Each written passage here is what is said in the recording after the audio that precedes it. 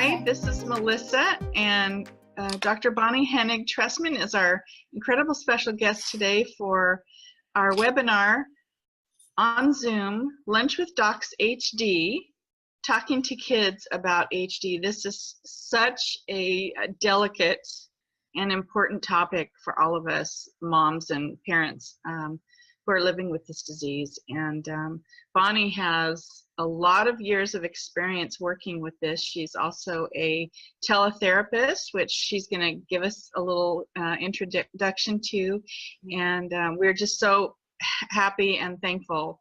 We're blessed to have Bonnie on with us today. So welcome, Dr. Bonnie Hennig-Trestman. Thank you, Melissa. This is great. So first, I do want to thank PMD Alliance and the HD Support and Care Network for the invitation, and also Teva for the support. So Melissa did ask me to talk a little bit about kind of what I'm doing now. I've recently moved out of Connecticut, where I was a director of an HD program there, and now I'm down in the Virginia area, but I really wanted very much to be part of Huntington's disease. So aside from the role that I have as the board of directors on HTO, the Huntington's Disease Youth Organization, I also do clinical research as well as clinical therapy. So really in a nutshell, because I have a whole presentation for you, the clinical research that I'm doing right now is with the Huntington's Disease Youth Organization, HDO. We received a small grant, so we're going to be looking at attitudes and beliefs of parents and obstacles for parents and talking to kids about HD. That way we can put together a lot of data and bring it to shareholders and say, these are some of the things that are holding people back, and these are the things that parents need. So if you've ever contacted HDO over the past few years, I will be sending an email out. In terms of the teletherapy, you know, I've learned more and more that it's really hard when there is a person with HD or even a caregiver at home who really wants to be able to reach out for some counseling and support. That could be either clinical support, that you're just having a hard day and you're kind of figuring it out. It could be that there are behavioral issues with a person with HD, and we try to work on how to react to those. And it could be concrete services. How do I negotiate through different systems? And a really good way of doing that now is through teletherapy or telemedicine. There's lots of different ways to talk about it. So right now I'm licensed in a couple of states. My suggestion is, if you are going to do any kind of teletherapy, that you do work with a counselor who has expertise in the field that you're interested in, but also is licensed. So I'm licensed right now in Connecticut, in Virginia, and North Carolina. And I have talked to Melissa in terms of looking at some other states where some of the people that she works with are. So we'll look into that and see how that goes. So hopefully that kind of gives you in a nutshell a little bit of what I do. So in terms of what's happening today, I'm going to be doing a presentation on talking to kids about HD. And a lot of this is based on the information that I have in my book, and I will give you some resources. So next slide. Did that go? Great. So yesterday, this is a quote that I found. Yesterday is history, tomorrow's a mystery, today is a gift. That's why they call it the present. So my plan for this webinar is to provide information and education to you. And I'd like for you, and when I say you, it could be a parent, you could be a grandparent, an aunt and uncle, any type of caregiver, anytime you have a child in your family who's impacted by Huntington's disease. And when I say impacted, it doesn't mean that they're even at risk. They're just around family members with Huntington's disease. So it's very, very vague, and this works really for everybody.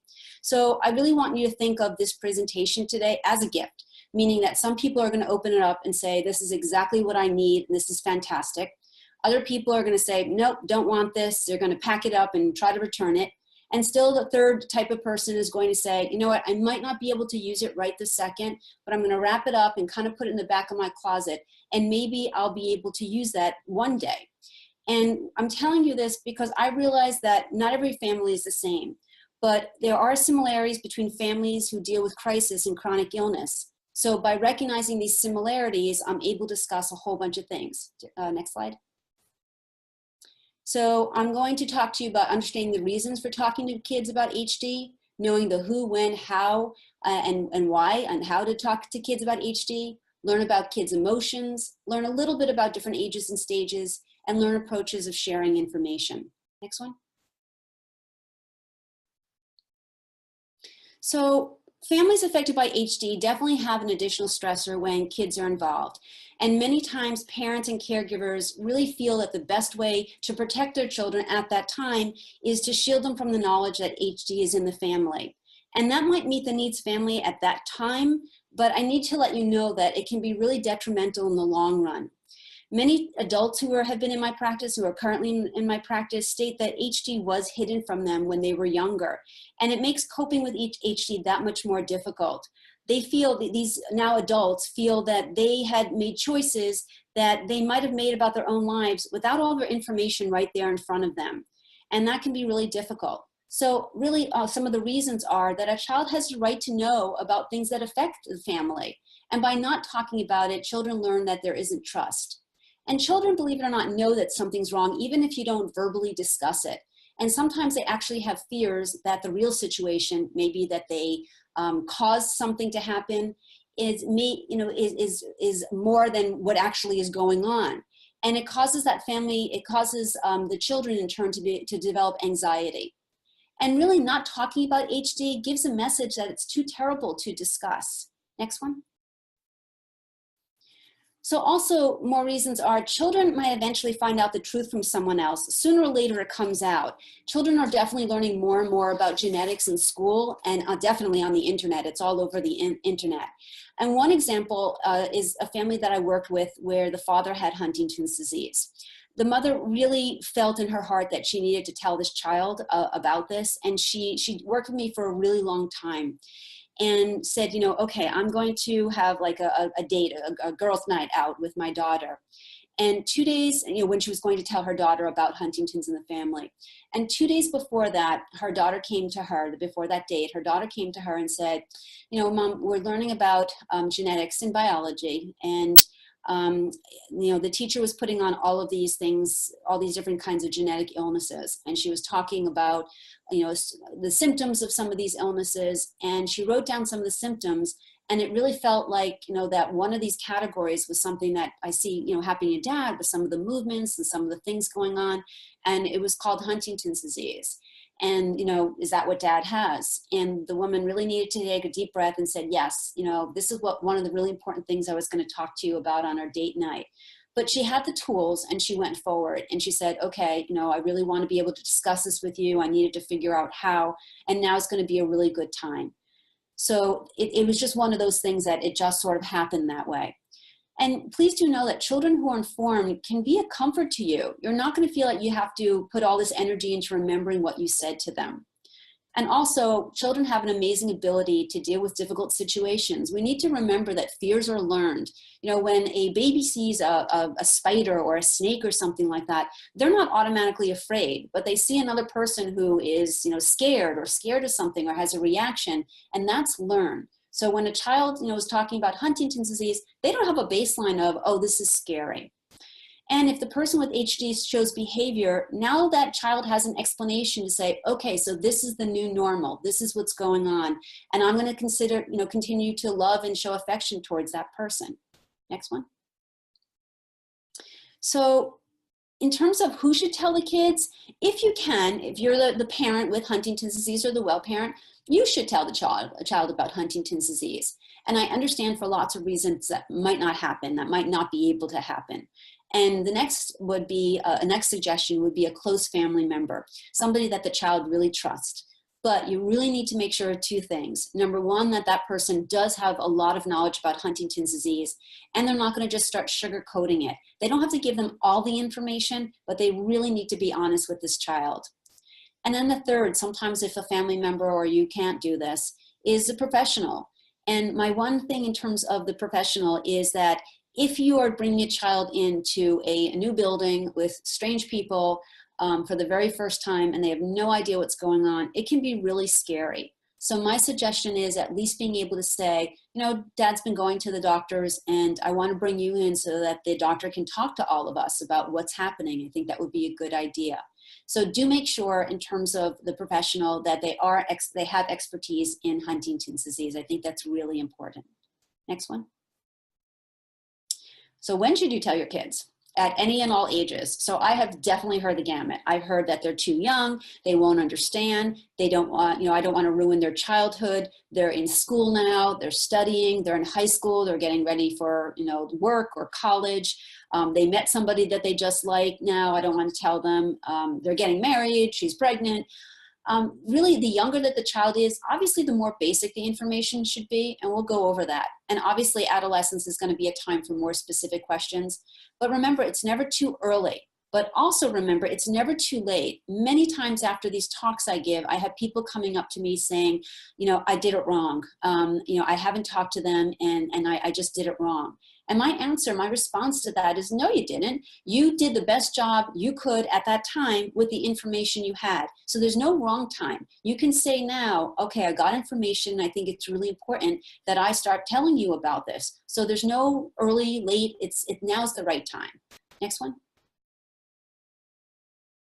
So how should you tell your children? First of all, you need to look at your own feelings about how you were told about Huntington's disease. So your own feelings are going to be based on your own experience. That makes sense. Someone who has a real open and honest relationship about Huntington's disease in their family is really going to present this different than somebody who really was closed off from all of these.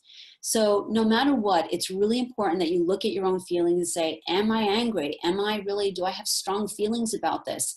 And if so, go and get help. Work those feelings through, because even if you try, it's going to come out in those conversations, and that should be something separate when you do talk to your kids. Also, find a language that's comfortable for you, but also be careful. So I had one family who decided to use the word boo-boo. Daddy has a boo-boo, which is fine. I mean, my preference is that you really label things as they are. You can say HD, because that's easier to remember. But when that child, potentially was on a schoolyard and it falls down and a nurse says, oh, you have a boo-boo on your leg, then it's really hard for that child to say, wait a second, dad has a boo-boo and things aren't good and I just got a boo-boo now. So I think it's really important, even if you do use different language, to say this is very, very different. You can't catch this. You can't fall down and hurt yourself and get this. This is something very, very different. And you might need to talk to different children separately, especially we have some families with lots and lots of children over decades of ages. But a really good idea is to at least give everyone basic information first and together. That way people know that everyone in the family is being included, and then you can separate out. And you really want to role play. You want to practice and anticipate those tough questions. So it might be that a grandparent has Huntington's disease. Think about what that child's going to say when it's like, okay, my grandparent has it. Does that mean my dad is? Does that mean I'm going to get this? And if you don't know the answer, say, I don't know. We'll talk about that in a little bit. You could say that there's a chance that she might, but every day the scientists are working really hard to cure this. So if you ever have any concerns about this, come and talk to me. And also you want to find a comfortable and familiar place. So maybe you're that family who lines up the kids on a couch in a living room. Maybe you have game night. Maybe while you're doing the dishes. Maybe it's while you're taking a walk. It should be where you feel comfortable. But for some families, that might not work. So let me give you an example. This is really not specifically about HD, but it was about a woman who had HD. And when she was starting to become really symptomatic, her two boys were adolescents at that time. And she said, I know that there's going to be a time that this is going to be really, really hard for me to communicate. But she really wanted to talk to the boys about some of her values in terms of sex and different things, not the birds and the bees, but just really her values and morals. And she said, if I'm not able to do that now, it's going to be harder later on for me. I hope I'm going to be around for a long time, but it might be harder. And she said, but, we're a family who does this, has our conversations at the dinner table.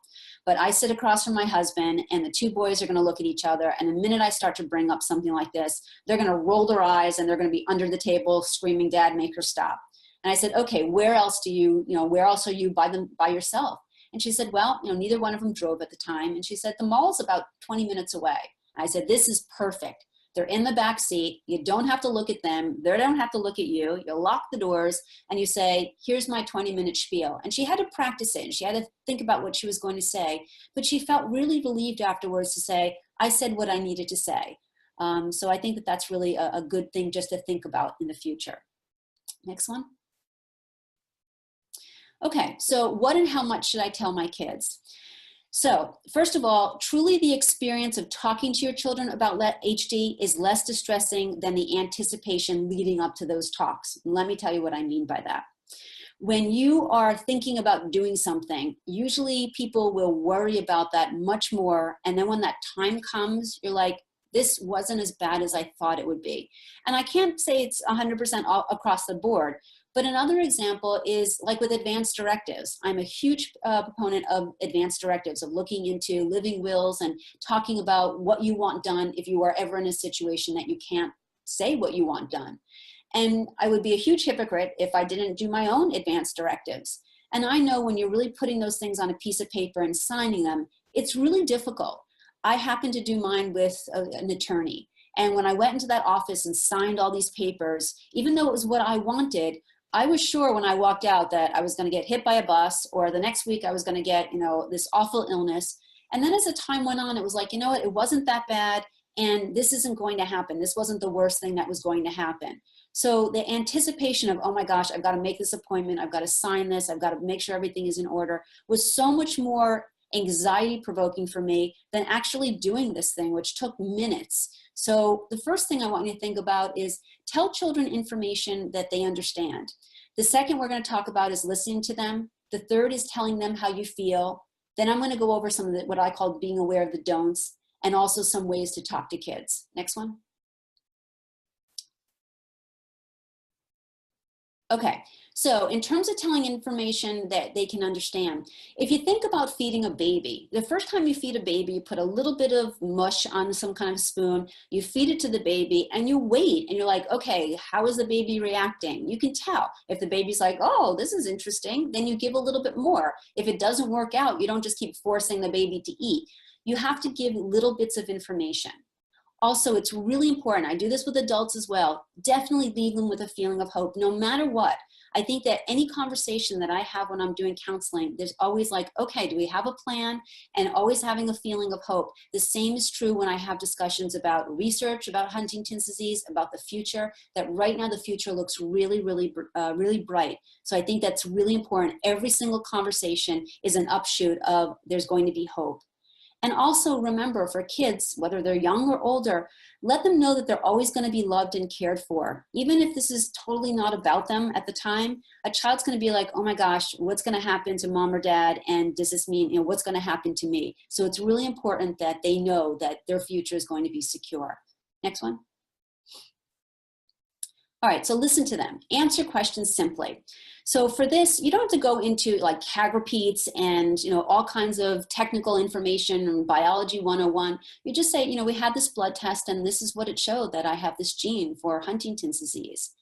And also, and what I do if with adults as well, I ask them, tell me what you think I told you. Tell me what I said. So in terms of this, what I say to people is, I want to make sure that I did a really good job of giving you this information. Can you tell me what Huntington's disease is? Any of these misconceptions can be corrected. And you can also ask them if they're worried about you or the family member. But be prepared that a child's probably going to be like, no, I'm not worried. But you have an answer for that. An answer can be, well, you might not be worried, but the first time I heard about this, I was really worried. So I want to let you know that that's pretty normal. And even though we can't fix this or change it, we can be together and we can support each other. So if you're ever concerned about anything, please come talk to me. Also know that children and adults have these very nonverbal cues. So you have this kind of glazed over look that just says the kid has just had too much. And that's fine. You can always say, all right, I'm going to stop now, but I want to come back to this. And it really is not a one-time conversation. This is really something that you have to do over and over. And also, when you do stop them, tell them that you do plan to continue this discussion. Next one. Okay, so here's my don'ts. Please, please, please don't lie. Lying takes so much energy. Also, don't overburden with kids with a lot of information. So you'll hear when I'm doing conferences or when I'm talking to somebody and they've asked me a question, I answer the question that I think I heard, and then I say, did that answer your question? And if the answer is yes, I'm good. And if the answer is like, not exactly, there was a second part, or not exactly, that's not what I meant, then you can think about that question again. Also, don't trouble children with financial issues unless it impacts them directly. So if this is a family with like somebody that I work with where one parent has to really change their working status and maybe things are a little bit tighter, it might be that you're able to say to the child, listen, it's just going to be one, activity this year, or we really have to pare back some of the family vacations, but we're still going to do something. Whatever it is, just so that the child is aware. But again, don't trouble them with a lot of details. And please do not make promises that you can't keep. So many times I hear parents saying, I'm going to promise them that they don't have HD. And unless you really know that information, it's really not a good idea. There's a lot of resentment and anger later, and it really is very, very difficult. Of course, you want to, as a parent, say, no, I promise, but that's not really the truth. Also, sometimes families will say, I promise to keep mom or dad home forever. That's also a difficult one because you just don't know what's going to lie in the future. You as the well parent might not be well enough, but you can say to that child, I promise that I will do everything in my power to make sure that they get the best care. And you know what? We're going to do this together in terms of figuring this out, and we'll work together. So I'm not going to make any promises right now because that would be wrong, but we can work together. Also, don't be afraid to say, I don't know. I don't know means two things. I don't know means I don't know, but somebody else might. So let's try to get you in touch with somebody. And I don't know also means I don't know, it's in the future and no one knows. So we just have to wait this out. Also, don't push kids to talk. Sometimes just saying to the child, I gave you a lot of information today. I know your friends can be a support, but not a lot of people know about Huntington's disease. So if you have questions, I can put you in touch with experts, which is fine because sometimes kids don't really want to come back to the parent and worry them or think that they're afraid or sad. So knowing that there are a lot of good resources, which I will give you, are out there is a great idea. Next one. Okay, so ways to say things. The easiest way is mommy or daddy has an illness. It's called Huntington's disease or HD. There's not a lot of emotion behind that. It's not like, oh my God, this is a scary, awful thing. And it's just really matter of fact. This illness makes mom or dad do things that aren't always normal, that we normally would see. It's a little different. Sometimes you draw a family tree and that gets kids talking about some of the other people in the family. A lot of families don't want to talk about their at-risk status with their children if the child is at risk. But a lot of times when you do a family tree, you can say, this is what happened to auntie, this would happen to, somebody else, grandpa. So that might be a good way to start talking about this as well. Next one. Coping with the unknowns and uncertainties. There are so many unknowns and uncertainties in dealing with this. There are some questions that you're not going to be able to answer. And if you accept this, then you help your children accept this fact as well.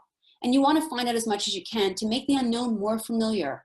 One family, children might actually be relieved to hear about Huntington's disease, and I'll explain that. I worked with one family that there were two children, two kind of pre-adolescent kids, and the mother had HD, her sister had HD, who the family was well connected with. The grandmother, the patient's mother, had Huntington's disease. And this daughter looked around and was like, no one's talking about this, so this is what happens to me. All the women get this. And when they finally kind of let her in and started talking to her about HD, she was like, oh, wait a second, I've got as much of a chance of not having this gene as my brother does. She was actually relieved to hear this. It was one of those that she said, she was relieved. And she felt like this family finally was open and being honest with her. Next one. So tips in dealing with changes. Try to let children know gradually that there'll be changes. So one example of this is driving. So let's say somebody's tested and they have their gene status, which comes back positive, but they don't have Huntington's disease. They're not symptomatic. That wouldn't be a good time to say, oh, by the way, dad's not going to be driving. That could be years and years down the road. We just don't know. Similarly, it's not really going to be helpful if a child wakes up and all of a sudden, expecting dad to be ready for work and dad's in his jammies and it's like, hey, not working anymore. A lot of times when people are starting to think about disability and stopping work, it's a gradual process. So it's one of those that you can say to the child, because of the HD, dad's going to stop working. So there's going to be days that you see him, not really getting out the door or not dressed in and as he usually dresses for work. So this is going to be a change for us and it'll be a good way to transition.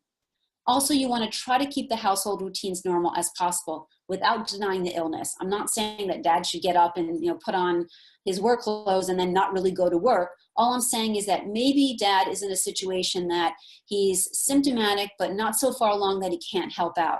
So for one family, it was that everyone got up to get ready for school and for work, but then dad was able to help them get out the door, that he was able to help back, put the backpacks together and get breakfast on the table. Another family where the mother was this person who stopped working, that was way too overwhelming with her. But what happened is that after the kids got on the school bus, the father went in, woke her up and said, okay, coast is pretty much clear. Now's your turn to get up and you have to start getting dressed and cleaning up after us. So that was her way of keeping things normal. And it's really kind of nice because it keeps people who are home in a routine where they're not in their jammies all day and getting depressed. Also, it's really, really important to ask for help. We talk about it takes a village to raise a child. It takes a village sometimes for Huntington's disease as well. This is really one of those that it's hard to ask for help, but a lot of times when you don't, it gets bigger and a lot more crisis in the long run. And one example about this is a family I worked with a long time ago.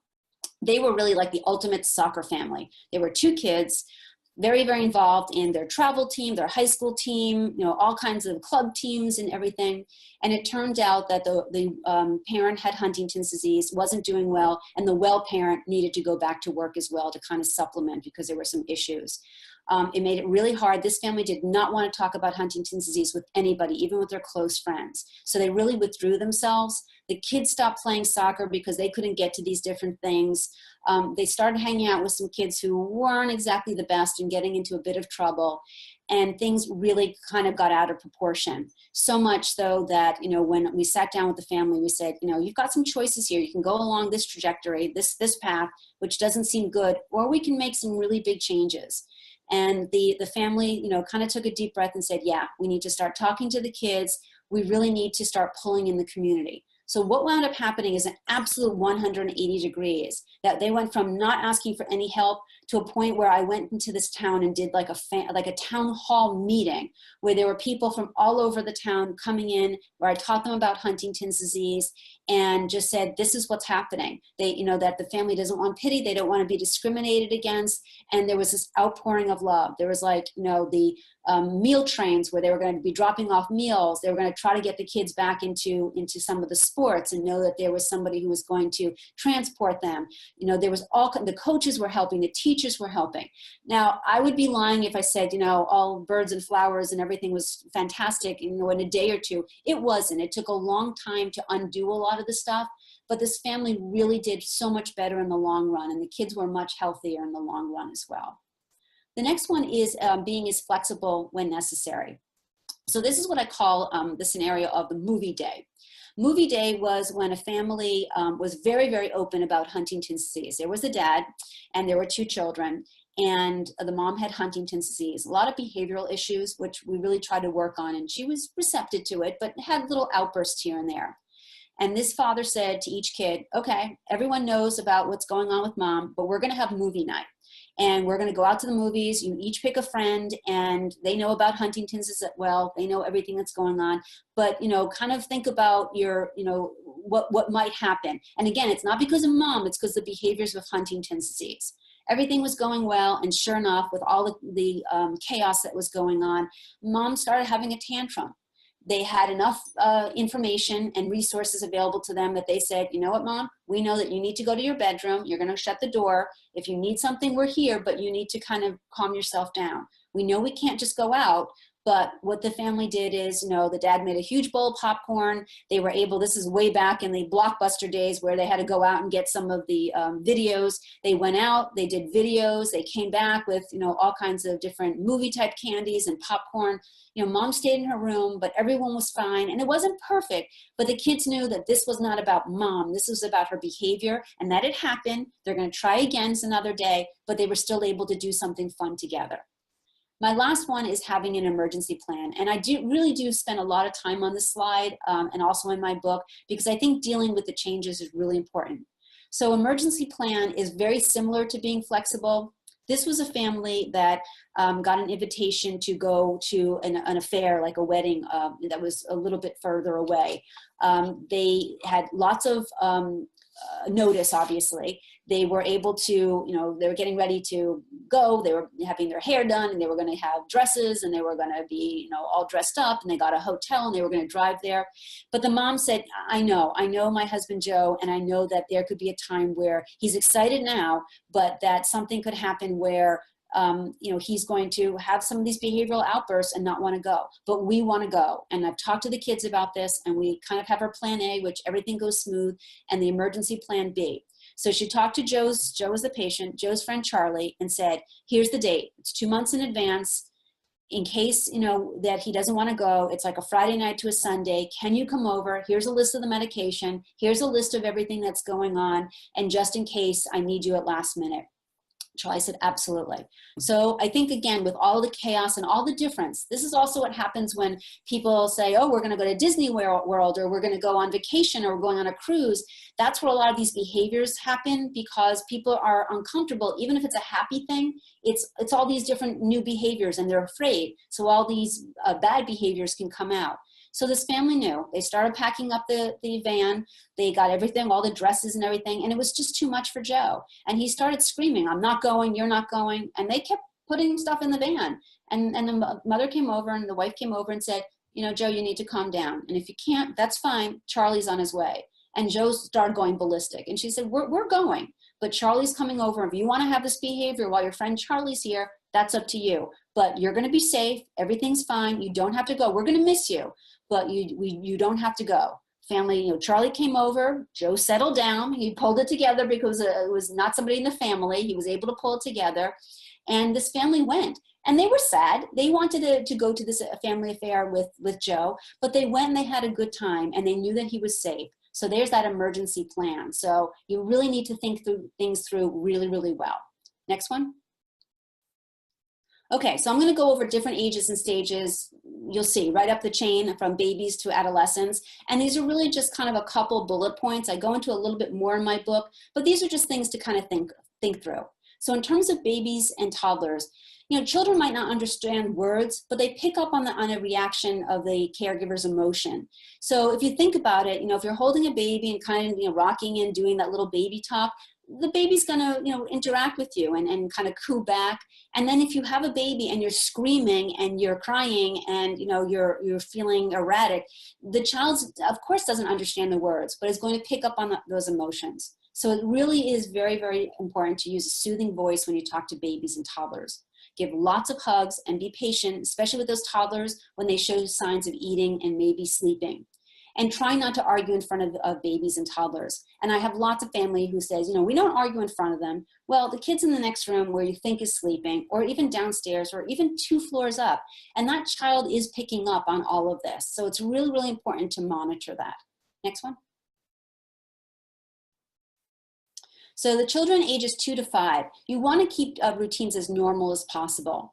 And youngest children fear separation. They fear that, if something's going on, that it's all about them, that narcissistic feeling of the whole world revolves around them and what's going to happen to me. So you really need to talk to them and assure them everything is going to be okay. You're going to be loved and cared for.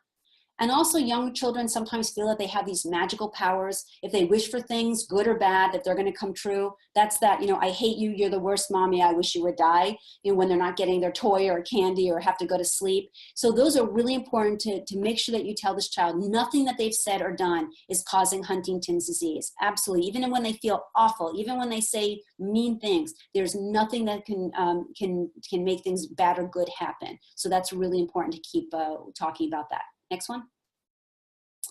Children 5 to 11, they really become overly concerned about health and body parts. So don't worry them again with details, but sometimes it's really important to let the schools know what's happening. Now, I understand that there's a lot of people who say, I don't want to disclose Huntington's disease, which is fine. You don't have to. But if you talk to the counselors and nurse and the teachers and say, someone in the family's ill, I'm not going to go into detail, but I really need you to be my eyes and ears for me. So if you hear or see something that just feels a little off, please do come and tell me.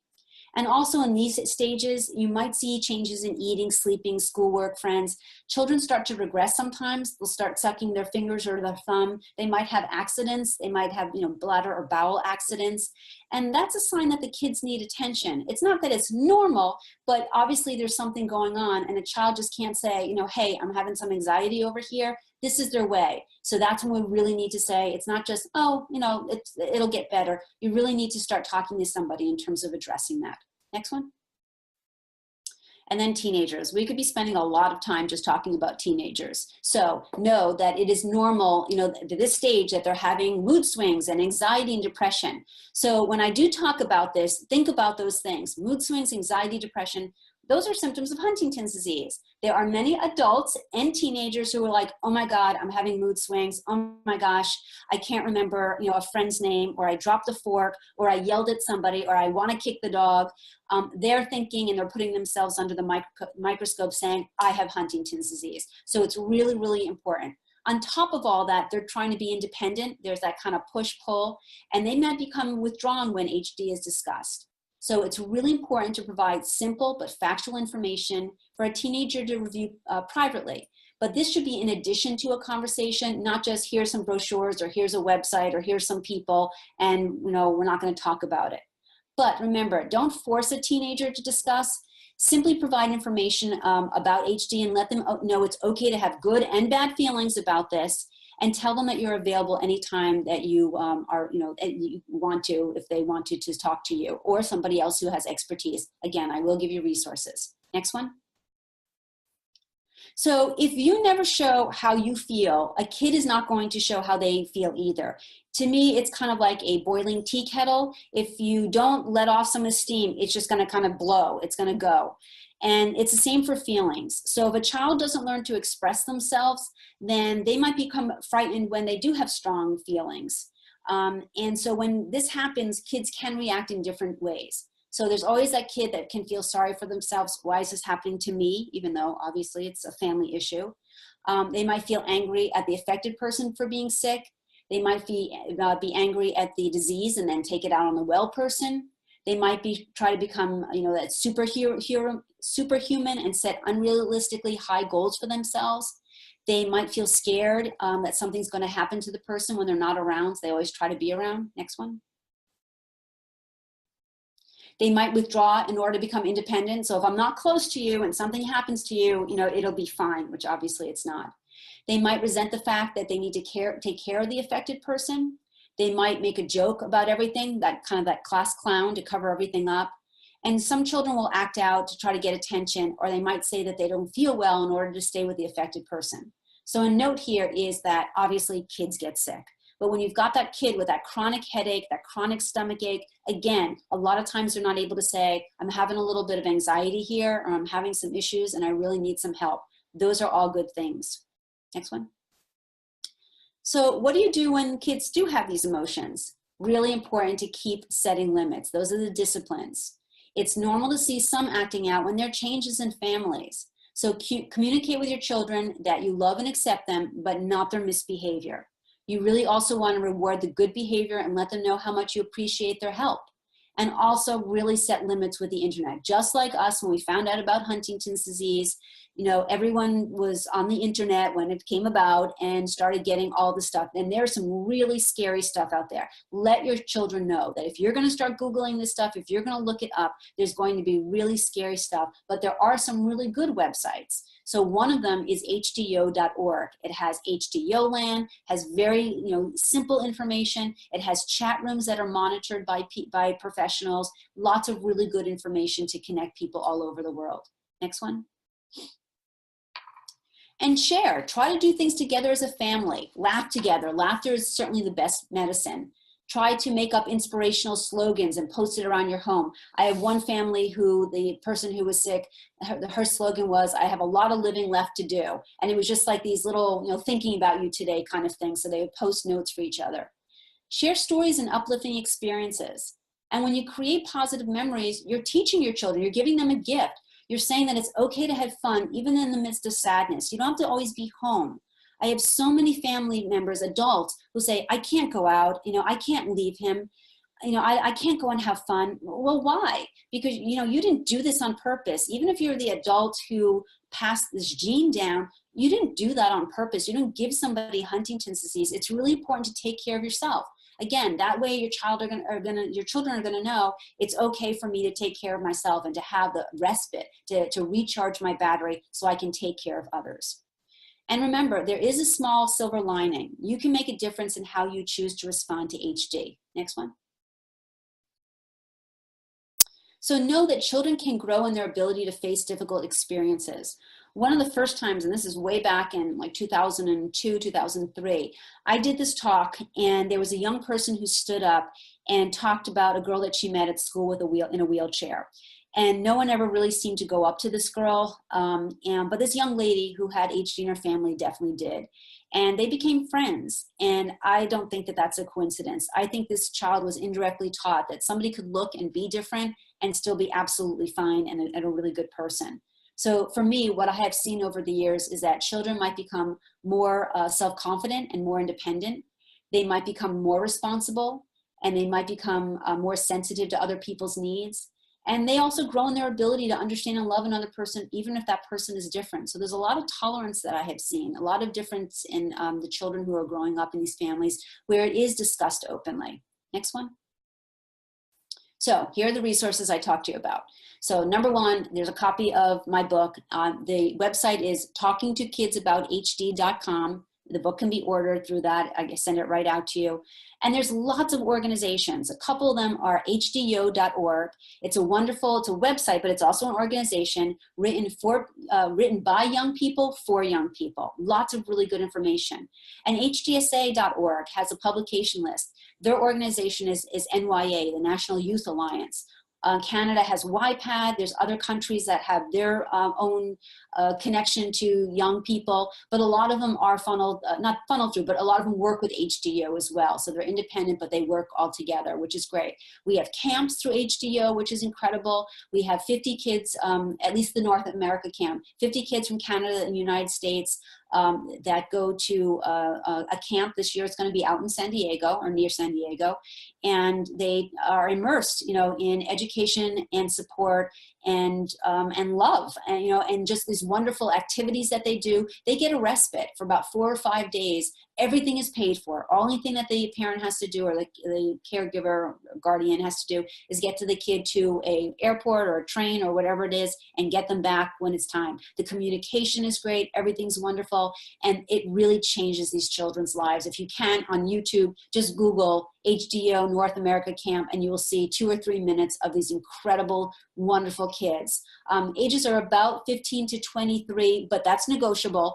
And in terms of the HDO website, when we say young people, now those young people have been around for a while. So really they're focusing on children all the way up to someone in their early 30s, because they're dealing with some, relationship issues and having kids and talking to their own kids about HD. So there's lots of things out there. And then I'm going to end with a quote. So next slide. And this is from our own Marjorie Guthrie. This is one of the first quotes I found in my office almost 2 decades ago. I really did not know anything about Huntington's disease. I didn't know what I was in for. I opened a book, and this was the first thing I saw. The more we feel at home with our fears, the easier it is to understand the reality of what is or what will be. And that was Marjorie, right from her work, from her mouth. So hopefully what I was able to do, and I have contact information, I think it's on the next slide. You can go to the next one. That's the last one. Yeah, that's me. Hopefully I provided you with tools that you need to feel more comfortable in having this discussion with children. And each year when I meet kids, whether it's at HDO camps or at conferences, I really take that opportunity to say to them, I talk to your parents a lot. I talk to these caregivers. And what is it that you want me to tell them? And they say, tell them to talk to us. There's so much more that we're seeing anyway, and we're involved with anyway. Tell them to be honest and to talk with us. So that's out of their mouths, not mine. I'm just kind of being a mouthpiece between all of that. So I do hope that you found this webinar helpful. I understand it's going to be archived so that people can come back to this at any time, and that you got something positive out of this. I have a couple of questions, Sure. if you don't mind. All right. So talking about reproductive issues with kids. Yeah. How do you go about doing that with Huntington's? So, I mean, it really depends obviously on the age, right? So in terms of this, you're talking about little kids who might just be interested in sex anyway. Again, that's that 2 to 5 that are interested in body parts and what happens with body parts. And obviously you're not going to be having an at-risk status. But a lot of times people are saying to me, you know, we have kids who are in, could be preteens, teens and older, who are becoming sexual. And you know, they're having sex, they have sexual activity. And it's really important for these parents to say, you know, just so you know, I might or might not be able to stop you, but, you know, in terms of being at risk, you have this chance of having this disease as well. It's really just a conversation of open and honesty. If you know, I mean, in terms of if you think, again, I talk to so many family members who are like, oh, my kid doesn't drink, my kid's never used, you know, any kind of drugs, and my kid doesn't have sex. Chances are that might not be true. So I think it is important to err on the side to say, you might not be doing any of these things, but I need to let you know, especially in terms of reproduction, that this is genetic. This is something that can be passed down.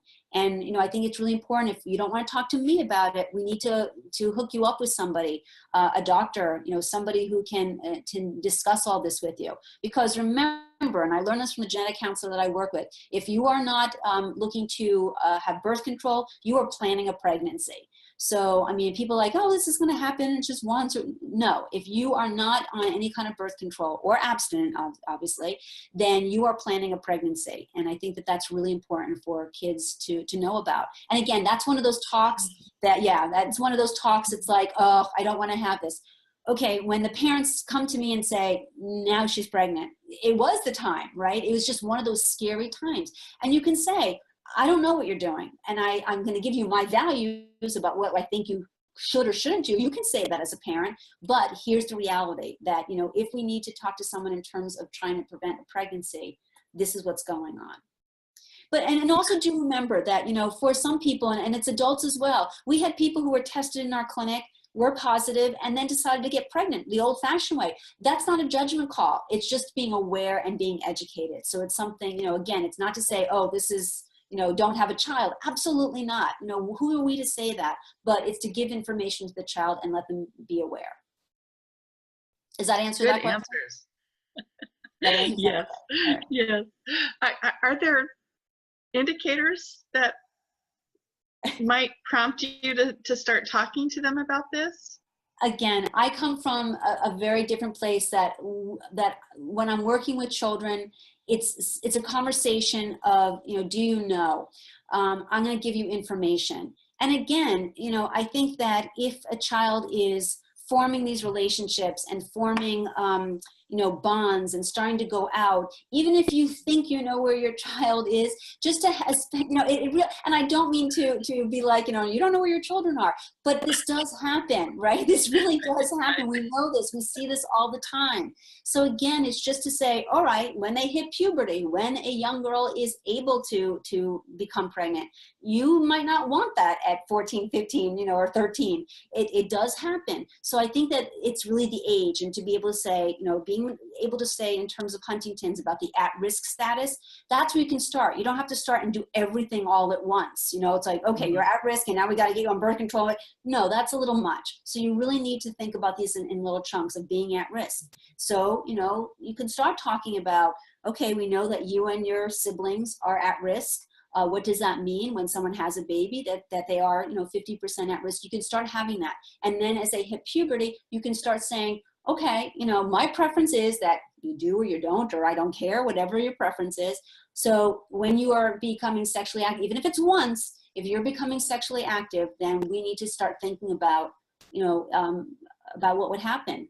Again, it's not a judgment call. It's just being aware and open with your children. And sometimes people are like, I don't want to do it. I don't have the conversation. It's not going to stop it from happening. Just the way we can't stop HD from, you know, being passed on in that way.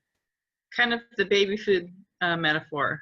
Yeah, and not all at once. Please, please, please. It's just too much. It's way. I went out very early in my my HD career. I went to a conference and was heading a support group. I mean, this was over 15 years ago, and I was sitting there with one of the young kids. She had to be about 12. She said to me, "Well, I found out about Huntington's disease, and I was adopted all in the same day." And I mean, I'm hoping my face was a poker face, going, oh dear, okay, so tell me about that. But I'm thinking to myself, what? That's a lot to handle when you're an adult, forget, when you're 9 or 10 years old. So it really is that, little bits each day. And then you can connect the dots a little bit. I've actually found that to be true with adults too. Absolutely. Yes. Yeah. Not to overwhelm. Right. All at once. Okay. One more question. Do you have time? Yeah. Okay. How do you explain the behaviors to children? Like, yes. especially the really bad behaviors that happen. The violence. Really good question. Number one, please, whatever you do, don't say, you're crazy. Mom is crazy. Dad is crazy. It's so unfair, because you know what? This really can be just the behaviors from Huntington's disease. What we do know is that sometimes when people have underlying behaviors, they're a bit stubborn, they're a bit ornery. Huntington's disease is like a magnifying glass, so it really comes out. So maybe there's a little of that underneath. But it could be that they were sweet as pie before and all of a sudden turned into something very different with the behaviors. It's really important to say to kids, this is about HD, that we love mom, we wish this wasn't happening, we're gonna try to get her back to the doctor, or if she doesn't want to go, we're gonna try to figure out ways that we can start reacting different. Sometimes you can't change the person's behavior, but you can change the way you react to that behavior. It might be that, number one, we make sure that everyone's safe, that there's a safety plan in the house, that people know it's not a question of picking up the phone and saying, if you don't calm down, I'm going to call 911. It's past that. If the person with HD is out of control, is threatening, is going to hurt, saying that they're going to hurt themselves or others, there needs to be a safety plan well ahead of time, not at the crisis situation, so that everyone can get out. Sometimes what people will do is actually say the car, if you get into the car and lock the doors, the person can't get in. And I'm talking about, really, really bad stuff. And I don't mean to scare anyone, but I like to have people be prepared. So when we do have people who have some of these bad behaviors, it's getting a safety plan in place. Again, that this is how mom's brain is working. She doesn't mean to be like this, and this is about Huntington. So let's get pissed at HD. Let's not get mad at mom or call her names, right? I mean, let's get mad at HD and get back at HD. But we have to understand that we're not going to be in a situation where we start arguing back. It's very, very hard to try to argue with somebody who isn't being reasonable. So a lot of times I do see, especially adolescents, I'm just trying to tell him what really happened. Okay, so how is that going? Because you're circling up and he's circling up and everyone's getting really agitated. But if you say, I'm really sorry that that's what happened, even if it didn't happen, which is so hard for adults as well, much less a kid who's saying, I didn't do anything. Okay, but if you just say sorry and it won't happen again and you bring it down, there's nothing to start arguing back. You can't do that, kind of ping pong back and forth. So it's teaching them that this is about HD, teaching them how to react to it, and making sure, number one, that everyone is safe and that nobody is hurt. Does that help? It does. There is another kind of caveat to that question that I didn't articulate, and that is sometimes we can trigger behaviors. Yes. And so how do we teach them to not trigger them and then, that's that eggshell thing, walking on eggshells. Yeah. Mm-hmm. And you know what? Sometimes it could be something simple. It could be just that you walked in the door the wrong way. So it's so hard, but it is really, really difficult. So in terms of, again, being open and honest, that sometimes when you're just, if she thinks you're being too loud, and you're a child, you want to, run around or make a mess and then have, clean it up afterwards. Those are really, really hard for some parents. And it's really just a question of, what can we do? Can we bring the kid out to be loud and to do things? But it can be, really focusing on those triggers. Sometimes, it's like, oh my gosh, as soon as, after school, when they kind of have that dip in energy and all of a sudden the snack comes and everyone's like, "Wah!" That might be a good time to get the person with HD out of the house. It might be a good time to say, can I call in the troops and start having my children go to somebody else's house in the afternoon when they have their high energy after coming home from school, but the person with HD doesn't. Plus, it really can be helpful to work with your team, your health professional team. If the person with HD is really that triggered by some of the stuff going on, maybe they also need the help, which I understand doesn't always work. It's not always like, yeah, you know, let's go in for a tune-up kind of thing. I mean, we could do a whole might other be webinar on a matter of medication adjustment or something to yeah. But you help have to the be aged creative. person. You have to really be creative, because you're right. It could be something that would not trigger somebody naturally, but it could just be something that happens. You know, a door that closes too fast or too hard, and all of a sudden, that's it. You can't get them back down. So it's a really good point that you made.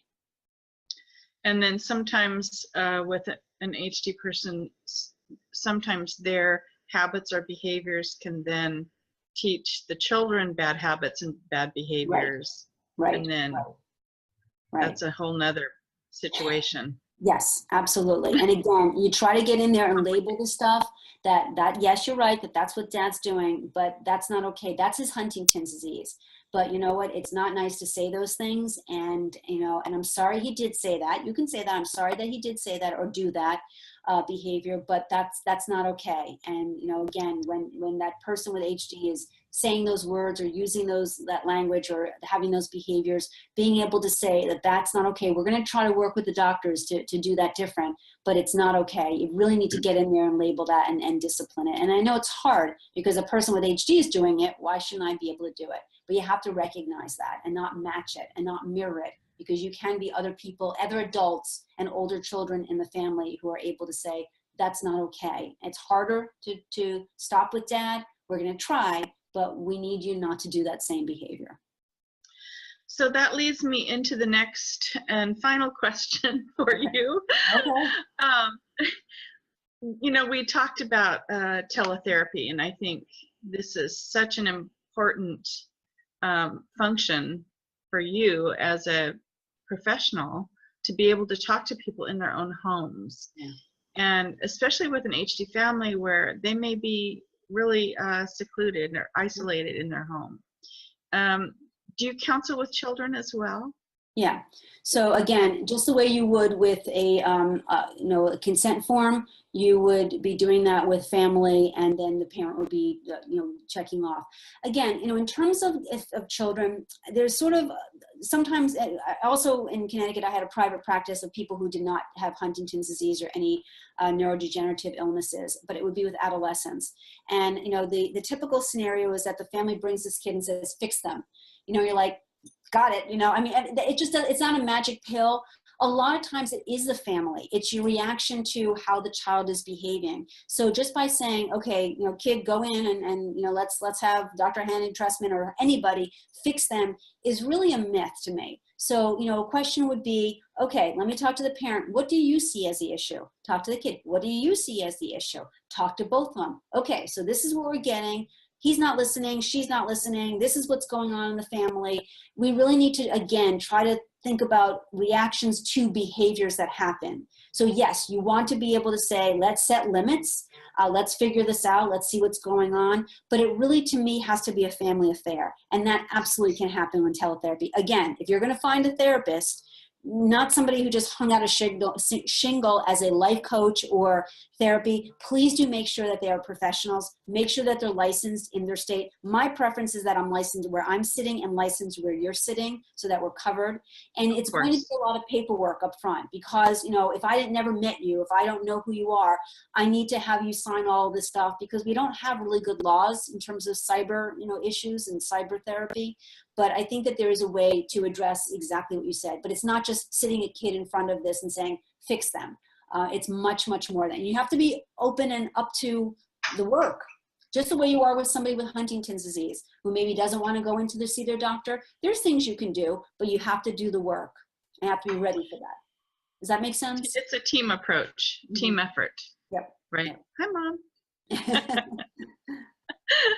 So again, I can't believe we've been on for an hour already.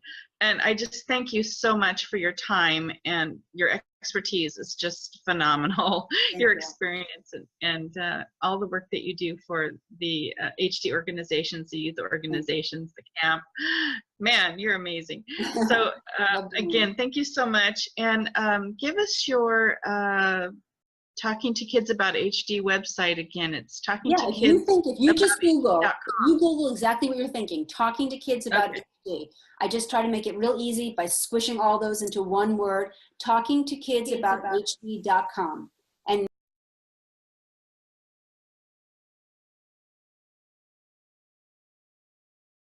Okay. HD archive. Yeah, I think you have a link.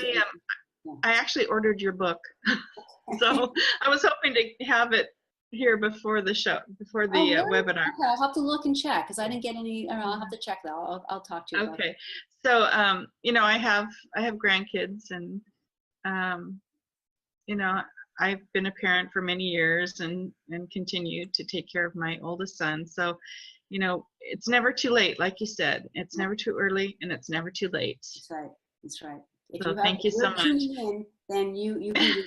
You can do this. Thank you, PMD Alliance, for hosting this. Teva Pharmaceuticals for providing the funding to provide this platform. My name again is Melissa with HD Support and Care Network, and Dr. Bonnie Hennig-Trestman, you've been phenomenal. Thank you so much for your time, and thanks everybody. we look forward to pushing this out on social media and having everyone be able to view this amazing presentation. So thank you, and thank you all for tuning in. We'll see you next month, third Tuesday of each month, Lunch with Docs HD. Thank you, everyone. Bye.